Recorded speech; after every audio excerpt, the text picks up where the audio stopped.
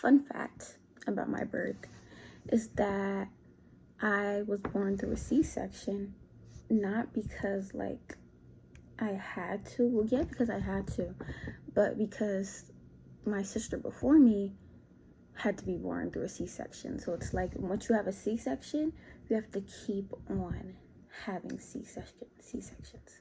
And that's something I actually didn't know or didn't figure out until recently. And I'm just like, wow, like that's actually crazy. So it's like, if you plan on getting pregnant 3 times and their first baby you have to have a C-section, then all the other babies after that you have to have a C-section. Like there's no natural birth in store for you after that.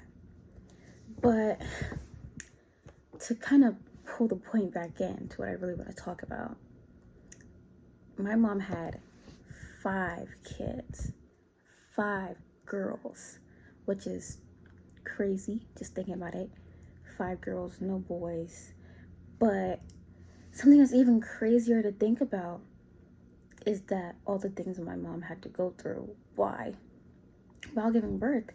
Now, if you look at the facts, if you look at the data, it's actually quite alarming that a lot of Black teens get better treatment compared to Black adults when it comes to pregnancy and giving birth. So let's say that you're like 17, 18, you're a Black woman and you're going in and you're having your first kids. Compare that to, let's say, a 25-year-old Black woman that's going in to give birth. You have a higher chance of having a better experience than her while giving birth. And that's just like looking at medical care and like adequate care, which is kind of crazy.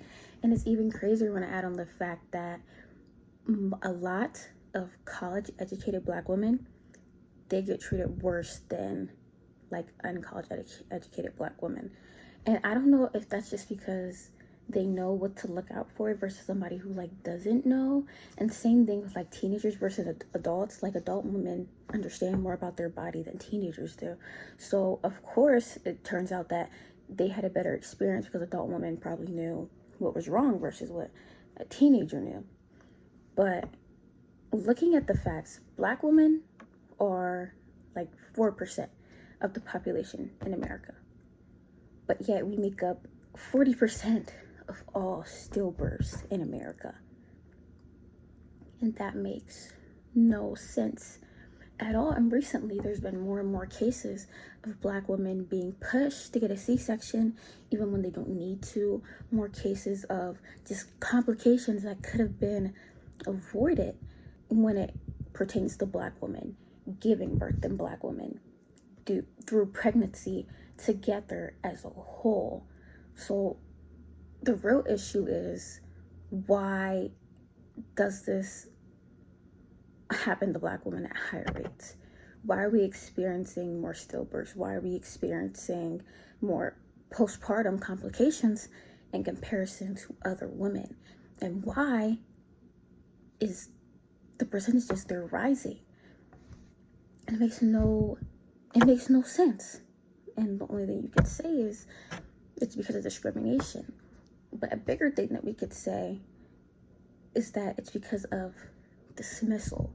So many Black women have stories, not even pertaining to them giving birth, but just stories in general about how they were dismissed during their pregnancy or dismissed during any time they had to go to the hospital, whether they're having heart problems or just something's wrong with them and they feel like something's wrong with them. It's like they're dismissed and they're like, there's nothing wrong with you, or just do this and you'll be fine. And then the problem just continues. And all that's doing is increasing these rates of stillbirths and increasing the rates of children coming out of the hospital with no mom, because that's the reality of it. When you don't treat these postpartum things, and let's say you start hemorrhaging and you get a blood clot and they don't reach it in time, that's a Black woman dying. And a lot of times it's something that can be avoided through proper care and avocation, which a lot of Black women try to do. They say there's something wrong, there's something doesn't feel right. And instead of the doctor properly addressing it, or even the nurses properly addressing it, bring it to the doctor's opinion, they just shrug it off. Actually, a really sad fact about the medical world today is that they're still teaching in med school that Black women experience less pain than white women or Asian women or Hispanic women, when that's just not true. Everybody has a certain pain tolerance. It doesn't matter what your race is, it just matters on who you are as a person. And that's something that, it's a myth that was taken back from slavery, but it's like Black women could complain about being in pain during slavery. If they complain, they'll just be in more pain. So it's like we keep on pushing these ideologies in the medical world, and then you could kind of see the effects manifesting within our society now. You see how Black women are going to the hospital, they're having these postpartum complications, and they're not addressed at all. And that makes no sense, especially if you compare to other women. Black women are 3 times more likely to die than white women due to pregnancy-related complications.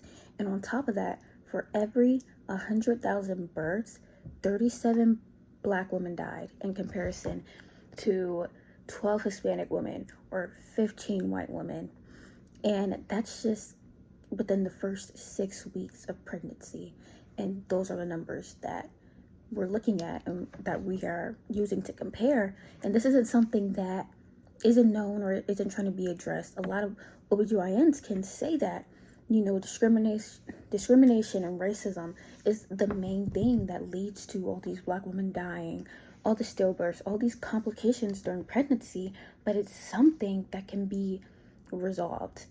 And the numbers have risen since COVID, since all these laws put against women's reproductive rights, and it's going to keep on rising because it's a problem. Dismissal of Black women is a problem that is so prevalent, and it's getting a lot of buzz right now, but it's like, what can be done to help it? What can we do to help Black women now, so that if they're in this position, or if they feel like they're not being heard, or if you lose a loved one and you feel like it could have been avoided if the doctor would have just listened to them, how can we help people, and how can we help them avoid these circumstances and these conditions that we have to live in? Because it's not fair that I can look at all the Black women in my family and I could say that somebody in this room, maybe 2 people, maybe 3 people, but somebody has faced some sort of dismissal while giving birth. And like, those numbers aren't the same for any other race in America. Black women know about this problem and they try to combat it, but at the same time they feel like the system is doing nothing to help them. A lot of Black women are scared to open up about their experience. They're scared to go to their doctors if they're having a concern. And I can see that. My own mom, she hates going to the doctor. She feels like the doctor doesn't listen to her. The doctor isn't going to understand her, and the doctor is going to dismiss her. And the older I get, the more I understand that. Because at first I'm like, why don't you just go to the doctor? You're sick. You don't feel well. Just go to the doctor. But then I research these things and I look at all this data, and it's like, I get why so many people are discouraged, because it's like nothing's being done to help. All these Black people of color, are twice more likely to go to a doctor about their concerns. But yet we keep on being dismissed and ignored. And for Black women, and for care through pregnancy and postpartum, not being heard is like putting your life on the line, because a lot of these issues, they can lead to death. And that's the reality. These dismissals are leading to deaths, whether it's the babies, whether it's the women. They're dying because they're being dismissed. And it's something that needs to be addressed, and it's something that hopefully can be solved. I hope you enjoyed that video and found it helpful. Please comment, like, share, and subscribe.